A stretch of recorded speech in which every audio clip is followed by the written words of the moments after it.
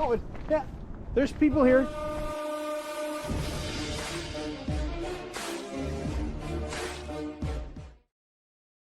Welcome to Niagara Falls, Canada. Very snowy Niagara Falls. This adventure was back in January. As we headed to Niagara, you know, the weather forecast was saying, 10 to 15 centimeters. No, nothing big, nothing to worry about it. So we proceeded. And we got there, we got checked in, got all comfortable, had a little snack. And as we headed out, that 10 to 15 centimeters just actually turned into more like 25 to 30. Needless to say, everybody else that was heading there later that evening, they must have decided to turn around and go home because Niagara was a absolute ghost town.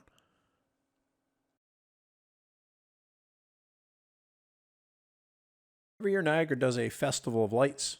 And as we step off the incline railway here and head across the bridge to Table Rock, you'll see what I mean. All the nice lights hanging from the ceiling and decorations on the side. This runs till middle of February, I believe. Sadly, a lot of the lights were turned off when we were there. Snow comes down. It's really hard on these on the lights. Things get knocked down, unplugged. So some sections they just choose not to turn back on. If you want to go to Niagara and see some real sights, going in the wintertime is absolutely the time to go.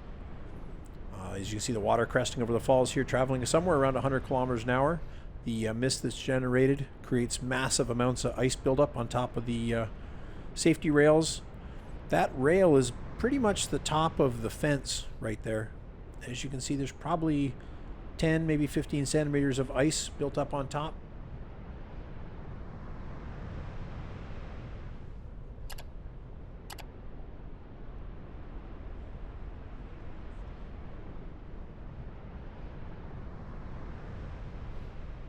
Like everything, unfortunately, the camera just doesn't do it justice, just how picturesque this is. The snow in the air, the lights coming off the building down into light the falls up.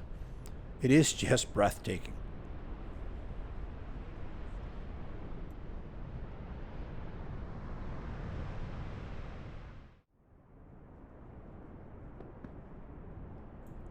So we walk along the Niagara River and Parkway.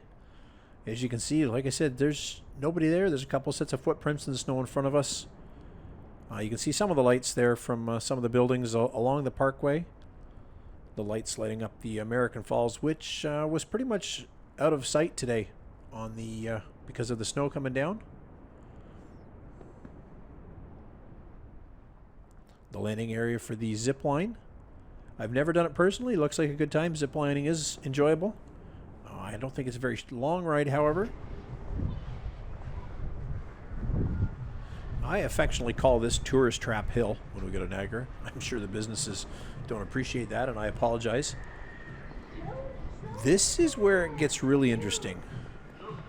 This, if you've ever seen those TV shows on History Channel and stuff where they do the thing where humans just magically disappear one day, this is what it felt like.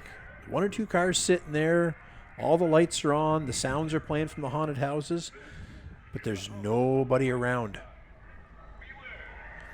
The Frankenstein's Castle sound effects made it even creepier. You weren't sure if somebody was going to step out from behind the street corner or not.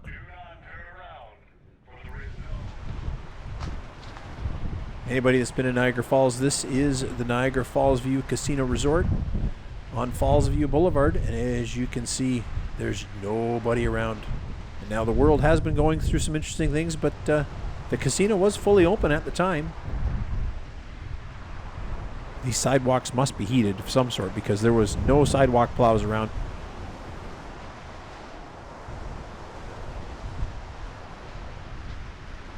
So I hope you enjoyed this tour around Niagara Falls, the ghost town.